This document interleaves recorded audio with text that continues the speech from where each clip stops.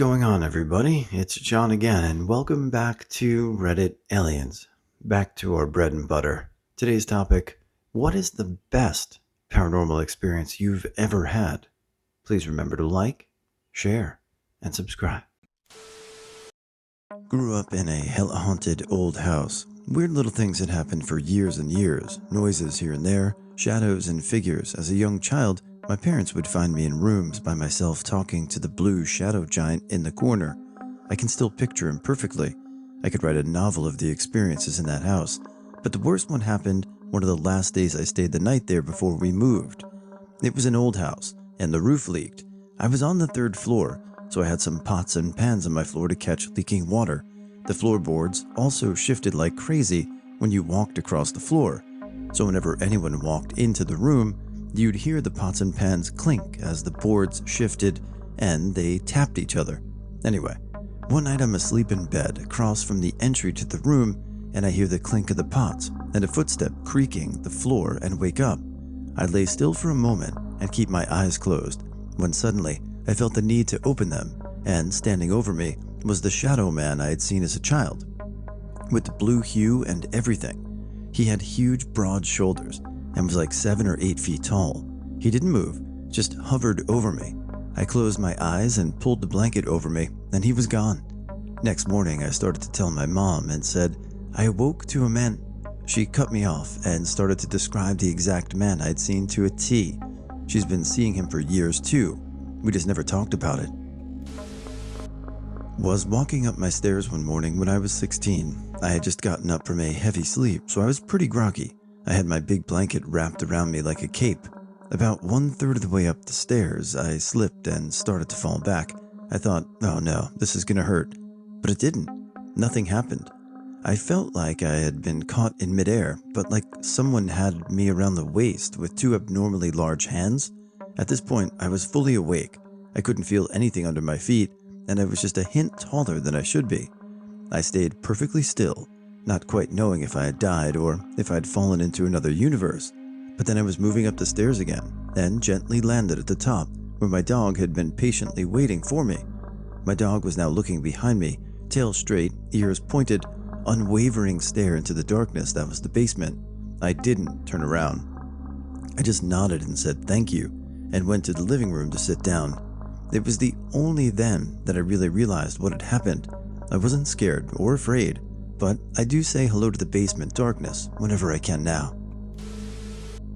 When I was maybe 10, there was an odd discontinuity between my house and the next. Like if you ran between the houses while playing tag or whatever, you'd round the corner of my house by the living room, then round the corner again, then round the corner one more time, and you're in the backyard. But my house was rectangular. Us kids all recognized there was an extra corner somehow, but couldn't make sense of it. We were just slightly too young to realize how impossible that was, so all it did was make our hide-and-go-seek and tag games insane. All the neighborhood kids knew about it, and it became just another feature of the lay of the land. Late in that summer, I was being chased when I rounded the extra corner and bumped into a man coming the other way. Someone I interpreted as some sort of handyman or yard worker with a strange mask on and wearing very heavy-duty clothing that hid everything. Legs, hands, neck, etc. Being Midwestern, I of course said, "Oh," and continued running past him. The kid who was chasing me was right behind me, but somehow didn't see him, even though between the houses was just a narrow grass-filled stretch. An abrupt storm hit either soon after or later that afternoon, blasting wind through the yard like crazy and ending the game as we all shrieked and ran inside. After that, the extra corner was gone. I was playing a multiplayer match of Call of Duty Modern Warfare. In the game, there are doors that you can open and close. I was trying to open one of the doors and it wasn't working. I got a bit irritated and yelled, "Open the door!" After I said that, my bedroom door slowly opened. I got up and closed my bedroom door and said, "Not that door." In the moment, it wasn't scary. I found it funny.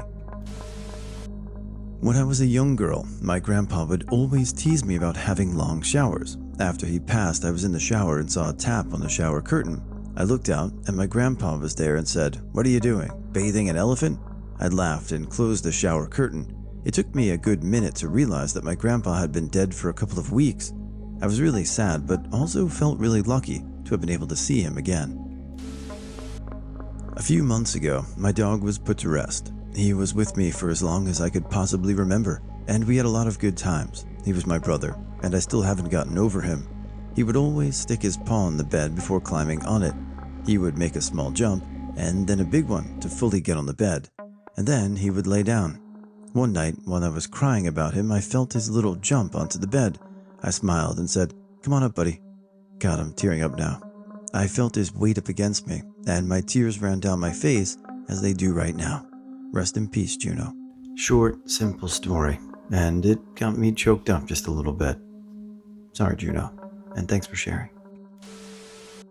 The first occurrence happened to my brother. He's adopted. He told me one day he was looking out his open window. He heard a voice that sounded like his mom calling his name from our tree line that we call our woods.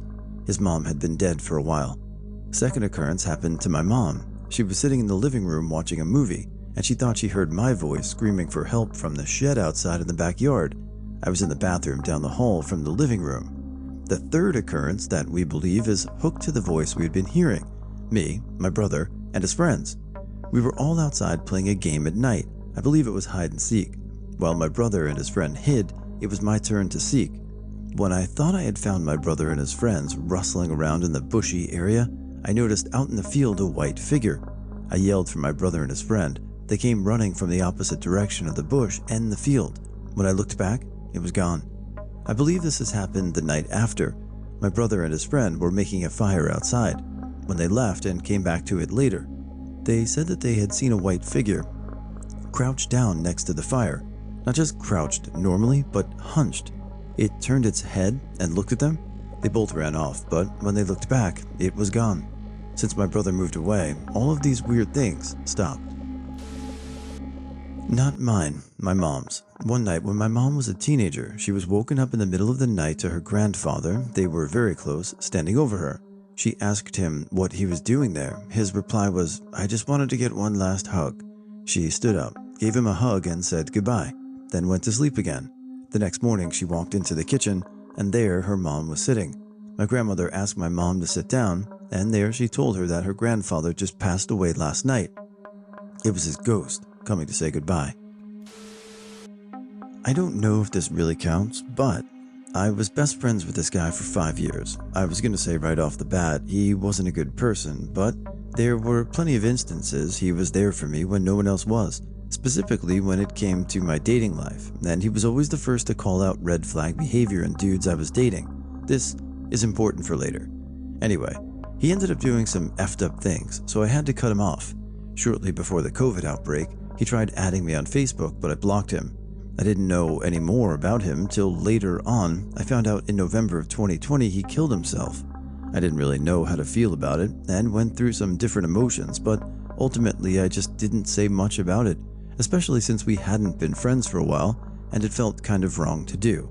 I was dating this guy at the time who was slowly distancing himself more and more from me, and I was miserable in the relationship. About a week before I broke up with him, I had a dream I couldn't get out of my head. It was of my friend. I was sitting in my high school common area doing something, and he came up to me. I said, "Hey Dylan, I thought you were dead." And he replied, "Yeah, but I'm back now." And in my dream state, I just didn't question it. What the F? Anyway, we just spent a lot of the dream talking, and him complaining about some people, and then trying to get it together because he didn't think he would get this far. It kind of switches to him just treating me very, very nice throughout the entire dream. I was getting the love and affection I was missing in the relationship I had been in the waking world. It cut to me being in the car with my friend driving. I suddenly snapped out of it, turned to him and said, "Dylan, you're dead."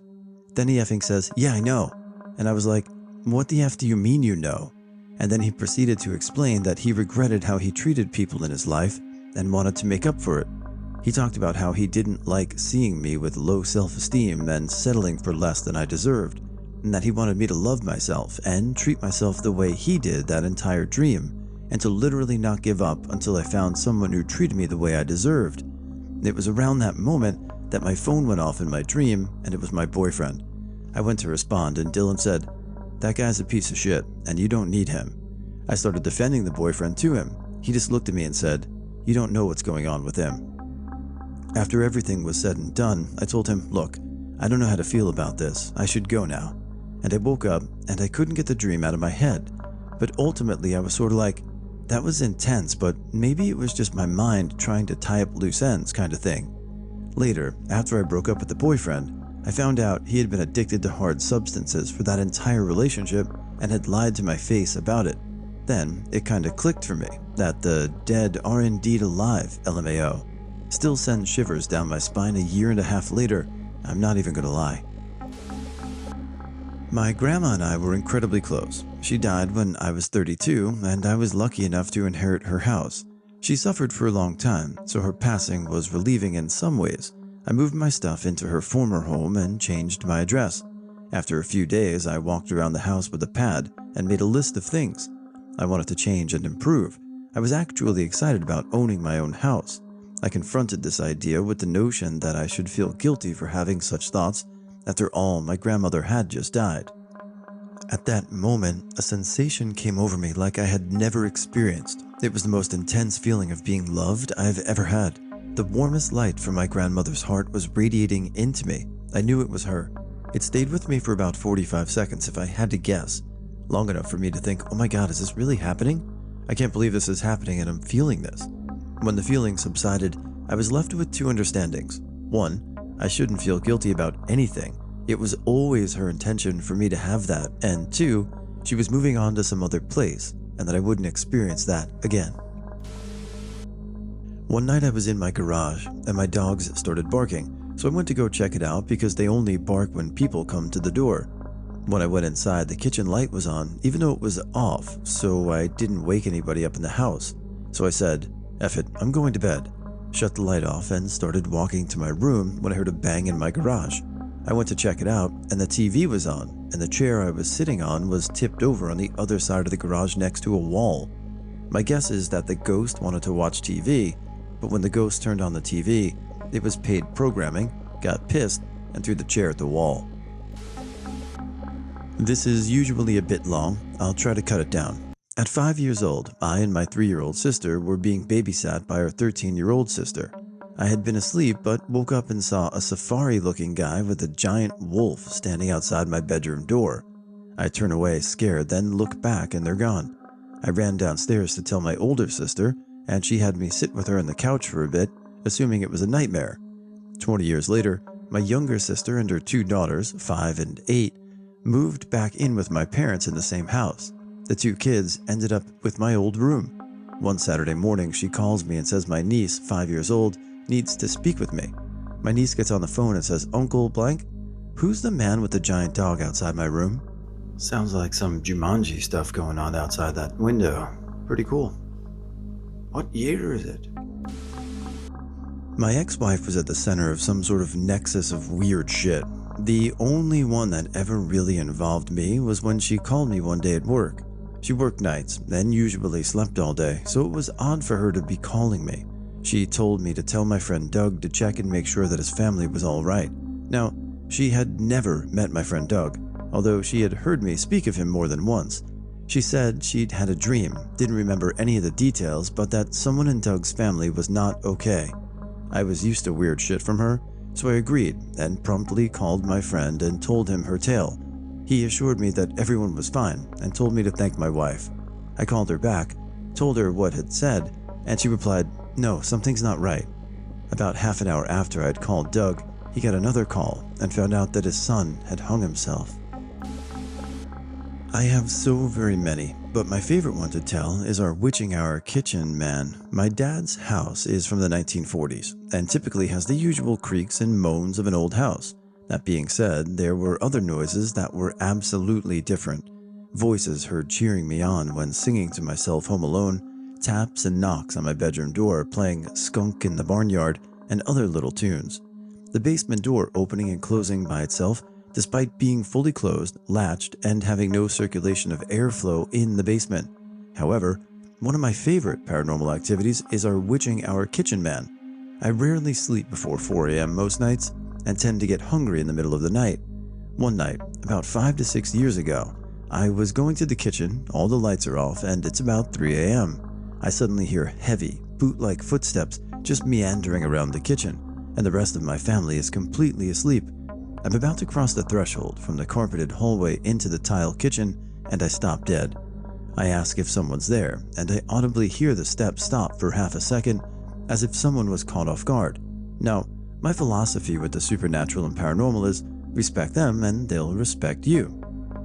So, I politely asked if whatever was walking could be quiet, just so I could get a snack.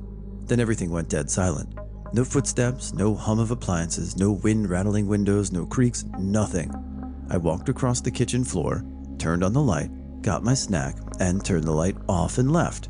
Once I was back in the hallway, I said, "Thank you. You can do what you were doing again now." At that moment, I heard a loud thud and a sharp heel strike on the floor behind me, and the refrigerator started humming again. I still hear the kitchen pacer to this day every once in a while, and I always ask to get a snack if I hear him. I mean, respect is given and hopefully returned, so yeah, if there was a ghost living in my kitchen, I'd probably be nice to it too, so cool. Used to date a Brazilian girl. We were asleep in her bed, and I woke up in the middle of the night by something whacking me in the ankle super hard. I told her the next morning, and she turned sheet white and looked up at her bookshelf above the bed. Apparently, her mom kept some sort of saint statue there, and she said she'd come in and it would have turned itself around. She'd always turn it to face forward, but it would always end up reversed. The statue was missing.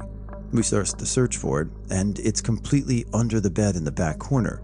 There was no possible way it could have ended up there after knocking itself off the shelf and landing on my ankle. Her door was closed, so there's no way anyone came in and did it. Real freaky. I used to have really surreal nightmares as a kid, but at this point I'd call them waking dreams. Either way, all of what I experienced was really traumatizing. When I was super young, I had an Eeyore stuffed animal. Once upon a time in the middle of the night, I heard a scream and awoke to darkness. A faint light illuminated a corner of the room. In that corner hung a cage hanging from the ceiling by a single chain. It was my Eeyore, mutilated, bloody. There was gore splattered all over the wall behind him. The cage started to move as if there was something up there, pulling the chain like a string. I squeezed my eyes shut and didn't move until I knew it was morning. My family moved to a different house, and these waking nightmares intensified. I remember for the longest time I was absolutely convinced there was some horrible entity hiding under my bed between the frame and the wall, waiting for me to stop paying attention so it could drag me to some shapeless void. One night in particular was absolutely terrifying. I lived in the second story of a house. The stairwell down was straight, and the ceiling stretched the length of the stairs while keeping its height. On the opposite wall was a window that didn't cast too much light. In between all that was a small chandelier. I heard a creak one night, and something compelled me to get up to investigate. I thought I was getting over my fears. I come out to the stairwell, and there was something there. A kid hanging from the ceiling by a rope. Its body was gently swaying, like the deed had happened only a little while ago. I froze for what seemed like forever, then went back to hiding in bed until morning. I was a tired kid.